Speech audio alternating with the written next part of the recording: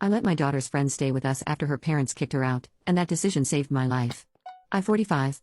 Looking back now, from the comfort of my favorite armchair where I spent so many hours during recovery, I realize how many small moments led to that crucial night. The universe has a peculiar way of weaving together seemingly unrelated threads into a tapestry that only makes sense when you step back to see the whole picture. It started on a bitter March evening, the kind where winter stubbornly refuses to release its grip on spring. The wind howled through the bare branches of our old maple tree, its shadows dancing across our front yard like restless spirits. I was in the kitchen, attempting to salvage a mediocre attempt at pasta sauce. Cooking had never been my strong suit, when I heard the front door open and close, followed by unusually heavy footsteps. My daughter Emma appeared in the doorway, her best friend Maya trailing behind her. I'd never seen either of them look quite so shaken. Emma's usually neat ponytail was coming undone, wisps of hair framing her face in a way that reminded me painfully of her father. Maya stood slightly behind her, clutching a weathered duffel bag that I recognized from their weekend sleepovers. But this time was different. The bag seemed fuller, stretched at the seams, and Maya's knuckles were white from gripping the strap too tightly. They've been inseparable since 7th grade, when Emma defended Maya from some boys who were making fun of her accent, a remnant of her early years in Singapore before her family moved here. Over the years, I'd watched their friendship deepen into something rare and precious. They had their own language of inside jokes and half-finished sentences, spent countless weekends sprawled across our basement couch with gaming controllers in hand, and somehow managed to make even studying for finals look like an adventure. Maya had become such a fixture in our home that she had her own designated cereal bowl and a favorite spot on our worn leather couch. After losing my husband James to pancreatic cancer 2 years ago, having her around helped fill some of the silence in our too-big house. She brought laughter back into our lives when we needed it most, never pushing too hard but always there with a terrible pun or new recipe she wanted to try.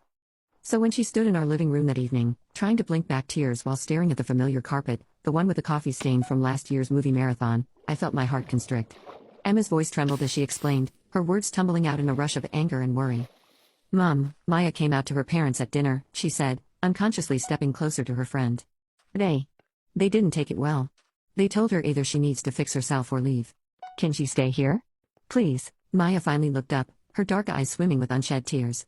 She seemed smaller somehow, her usual confident posture replaced by something more fragile.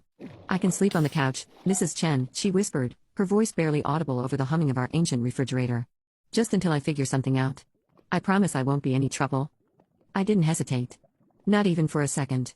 "Maya, honey," I said, walking over to them, "the guest room is yours for as long as you need it." No arguments about the couch. The relief that flooded both their faces made my throat tight. These were just kids, 17-year-old kids who should be worrying about prom dresses and college applications, not where they were going to sleep at night. Emma started crying then, big, hiccuping sobs that she tried to muffle in Maya's shoulder as they hugged. I pretended not to notice, busying myself with turning off the stove and ordering pizza instead. Some moments deserve privacy, even in a crowded kitchen. The first few weeks were an exercise in adjustment for all of us. Since losing James, Emma and I had developed our own quiet routine. Mornings were a bleary-eyed dance of sharing the bathroom and gulping down coffee. Evenings usually meant takeout containers spread across the coffee table while we watched cooking shows, ironic, given our mutual lack of culinary talent. James had been the cook in the family, creating elaborate Sunday brunches that became neighborhood legends. Having Maya permanently in our space changed the rhythm of our days, but in ways that felt surprisingly natural. She was unfailingly respectful, insisting on doing her share of chores and even teaching Emma how to properly sort laundry, a skill that had somehow eluded both of us. The first time I came home from work to find the dishes done and dinner actually cooking on the stove, I nearly cried. It turned out Maya had spent years learning to cook from her grandmother, soaking up family recipes and techniques like a sponge. "Amma always said cooking is how you show love," she explained one evening, stirring a pot of aromatic curry that made our mouths water. "When words are too hard, you let the food speak instead." Those early days weren't without their challenges. Maya would sometimes wake up in the middle of the night, disoriented and panicked, forgetting for a moment where she was. I'd hear her pacing in her room, her footsteps a quiet rhythm above my bedroom. Eventually, I started leaving a small lamp on in the hallway and keeping chamomile tea bags in the kitchen cabinet closest to the stove. Emma struggled too, torn between fierce protectiveness of her friend and anger at Maya's parents. "I don't understand how they could do this," she confided in me one night, curled up in my bed like she used to do when she was little and scared of thunderstorms. "Maya is the kindest person I know. How can they not see that?" I didn't have good answers, but I held my daughter and stroked her hair, remembering all the times James had done the same for both of us. "Sometimes people let fear blind them to what's most important," I told her. "All we can do is make sure Maya knows she's loved and safe here." What none of us knew then was that Maya's presence in our home would end up being more than just an act of kindness, it would become the thread that kept me tethered to this world just 6 weeks later.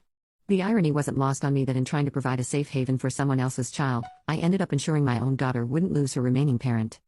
I own Shen Construction, a small but growing company that specializes in sustainable building practices. It's not exactly what my traditional Chinese parents had in mind when they pushed me toward business school, but James had always supported my dream of creating something meaningful. That particular night in May, I'd stayed late at the office, poring over bid proposals for what could be our biggest project yet, a series of energy-efficient affordable housing units.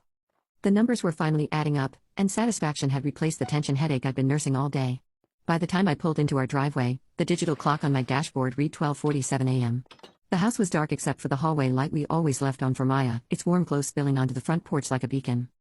The first twinge in my chest felt like indigestion, probably from the greasy Chinese takeout I'd eaten hunched over my desk.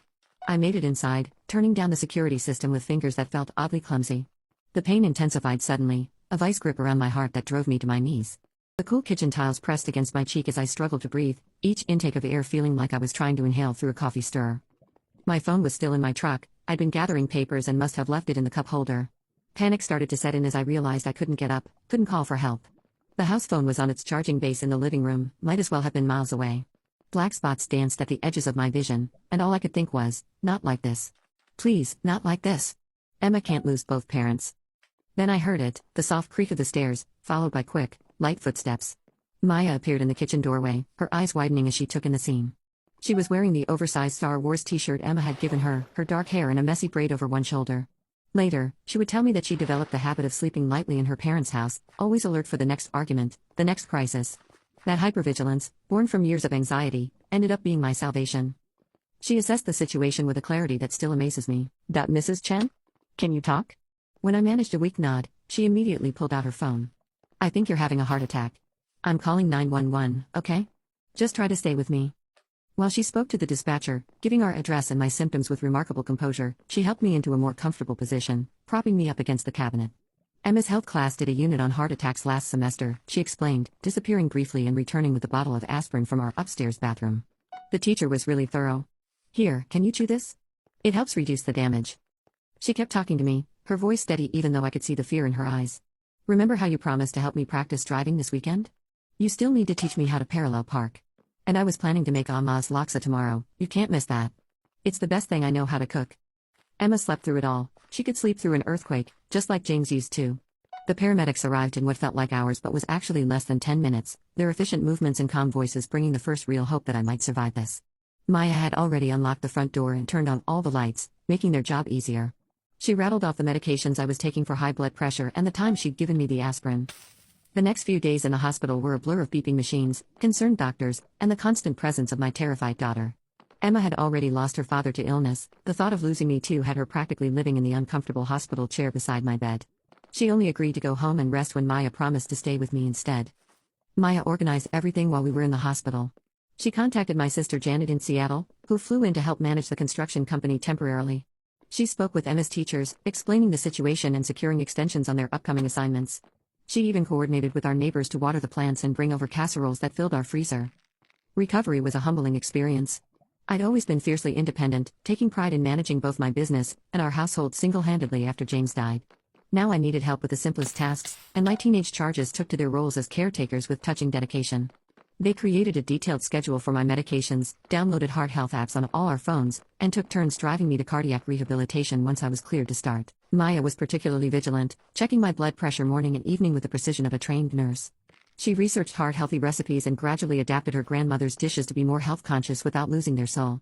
Food is still love, she insisted, but now it's love that wants you around for a long time. The real turning point came 4 months after my heart attack, on a sunny Sunday afternoon. Emma and Maya were in the kitchen, attempting to recreate one of James's famous brunch recipes, when the doorbell rang. Standing on our porch were Maya's parents, looking simultaneously determined and uncertain. Mrs. Rahman had clearly been crying, her usual perfect makeup slightly smudged. Mr. Rahman, normally an imposing figure in his business suits, seemed to have aged years in the months since we'd last seen him. They'd heard about my heart attack through the local Tamil community, news travels fast in small circles, and something about their daughter saving a life had shaken loose their rigid certainty. We've been doing a lot of thinking, Mrs. Rahman said, her voice wavering. We want Maya to come home. Maya stood in our living room, unconsciously straightening her spine the way she did before debate team competitions. The change in her was striking, gone was the scared girl who'd arrived with a hastily packed duffel bag. In her place stood a young woman who knew her own worth. I love you both, she said carefully, and I'm willing to work on our relationship. But I need to see real change, not just words. And she glanced at Emma and me, this is my home too now. These people are my family too. Her father started to raise his voice. Old habits die hard, but stopped when Maya didn't flinch. Instead, she met his gaze steadily, something she'd never been able to do before. "I saved a life," she said quietly. "I'm the same person I was before you knew I was gay, and that person is someone you raised to be caring and capable. I won't pretend to be someone I'm not even for you." The silence that followed was heavy with years of expectations, cultural traditions, and the gradual recognition that sometimes love requires us to expand our understanding rather than demand others shrink themselves. Finally, Mrs. Rahman stepped forward and did something she hadn't done since Maya was small. She hugged her daughter. We worked out a compromise. Maya would stay with us during the week for school and spend weekends with her parents, giving everyone time to adjust and rebuild trust. To everyone's surprise, her parents started attending PFLAG meetings voluntarily. "We have a lot to learn," Mr. Rahman admitted gruffly. "But we don't want to lose our daughter."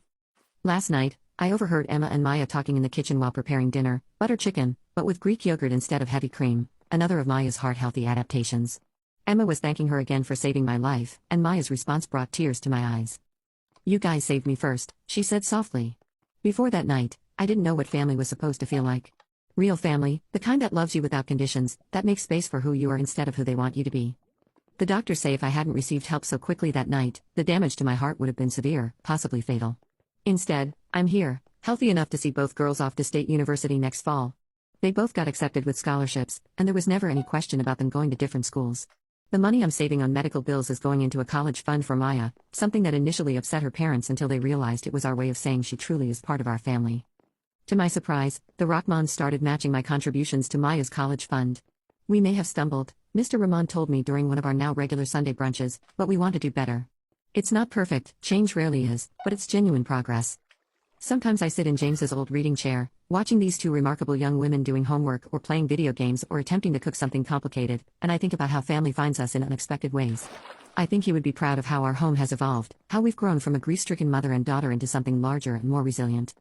He always said our house had too many empty rooms anyway. To any parents struggling to accept their LGBTQ+ children, life is precious and surprisingly fragile. Don't let pride or fear or misunderstanding rob you of the chance to know and love the amazing people your children are becoming. Sometimes the very things we think will break our families end up making them stronger, more compassionate, more real. And to any young person who's been rejected or lives in fear of rejection, there is family out there for you. Sometimes it's the one you're born into, after they've done the hard work of growing and learning. Sometimes it's the one you find along the way. Often it's a beautiful combination of both. Either way, you deserve to be loved for exactly who you are. Update 2. The university graduation ceremony was a sea of black caps and colorful stoles, but I spotted Emma and Maya immediately. They stood together near the front of their row, Maya's valedictorian cord glinting gold in the summer sun, Emma's engineering honors stole a splash of vibrant crimson against her gown. The past 5 years had transformed them from scared teenagers into confident young women, though they still finished each other's sentences and spent too many hours gaming together. The Rahmans sat beside me in the audience, Mrs. Rahman clutching a bouquet of orchids, Maya's favorite. The distance between us had dissolved over shared Sunday brunches and holiday celebrations, replaced by the comfortable familiarity of extended family. Mr. Rahman had become an active speaker at PFLAG meetings, using his position as a respected business leader to advocate for workplace inclusion. Sometimes, he told me recently, we teach best by admitting how much we had to learn. Maya's valedictory speech moved many to tears, especially when she spoke about found family and second chances. 5 years ago, I thought my world was ending, she said, her voice carrying across the hushed auditorium. Instead, it was just beginning. To all the scared kids out there, your authentic self is not a burden to be carried, but a gift to be shared. The right people will recognize that gift and cherish it, and you, exactly as you are. Emma beamed from her seat, pride radiating from every feature. Their relationship had deepened over the years, friendship blooming into love so gradually that none of us were surprised when they told us they were dating during their sophomore year. The Rahmans took the news better than they might have once, though Mrs. Rahman did need a moment to process that both her only child and her future daughter-in-law were planning careers in sustainable architecture. Chen Construction has grown too, thanks partly to Maya's innovative designs for eco-friendly affordable housing. She interned with us every summer, bringing fresh perspectives and a passion for community-centered spaces. Emma's engineering expertise complemented Maya's creativity perfectly. They'd already collaborated on several successful projects while still in school. The house feels different now when they visit. Photos from their college years join the older family pictures on our walls. James's reading chair has been reupholstered in bright colors he would have loved, and the kitchen always smells of experimental fusion dishes that blend Maya's Tamil heritage with modern techniques. The spare room that once provided emergency shelter has become their permanent space, ready for weekend visits and holiday stays. Last month, during one of our Sunday brunches, Maya and Emma announced their engagement. The timing felt right, they'd both accepted positions at Chen Construction, and they'd found a small house to renovate just a few blocks from us. Mr. Rahman surprised everyone by offering to help with the down payment. Family supports family, he said simply, his eyes meeting mine with understanding. The wedding planning has already begun, a beautiful chaos of merging traditions. Mrs. Rahman and I spend hours discussing flower arrangements and menu options, while Mr. Rahman researches ways to blend Tamil and Chinese wedding customs. Maya wants to honor both her cultural heritage and her chosen family's traditions. Emma just wants everyone to be happy and insists the only non-negotiable is that they both get to wear suits. Sometimes, late at night, I still touch the small scar from my heart surgery and marvel at how close we came to missing all of this. One moment of kindness, opening our home to a scared teenager, set in motion a chain of events that saved not just my life, but all of our lives in different ways. We learned that family isn't just about blood or tradition, it's about choice, about making room at the table for more love, more understanding, more possibilities. James would have loved seeing how our family has grown. The empty rooms he once mentioned are filled now with laughter, love, and the kind of acceptance that comes from knowing what it means to almost lose everything. Maya and Emma talk about adopting someday, about giving another child the gift of unconditional love and acceptance that they found in each other and in us. Tomorrow, Chen Construction breaks ground on our biggest project yet, a mixed-use development that includes LGBTQ+ youth housing and a community center. Maya designed it with input from local advocacy groups, incorporating spaces for counseling, job training, and family reunification services. The Rahmans are major donors, and Emma's innovative energy systems will make it one of the most sustainable buildings in the state. As I watch Maya and Emma walk across the stage to receive their diplomas, I think about all the paths that led us here. The scared teenager with a duffel bag, the midnight heart attack, the long journey of healing, both physical and emotional, that brought two families together and showed us all what love really means. Life has a way of surprising you, of taking your worst moments and transforming them into bridges to something better. Sometimes it takes a crisis to show us what matters most. Sometimes it takes losing your way to find where you truly belong. My heart, stronger now than it was 5 years ago, fills with gratitude for every twist and turn that brought us to this moment. For James, who taught us that love lives on in the spaces we create for others.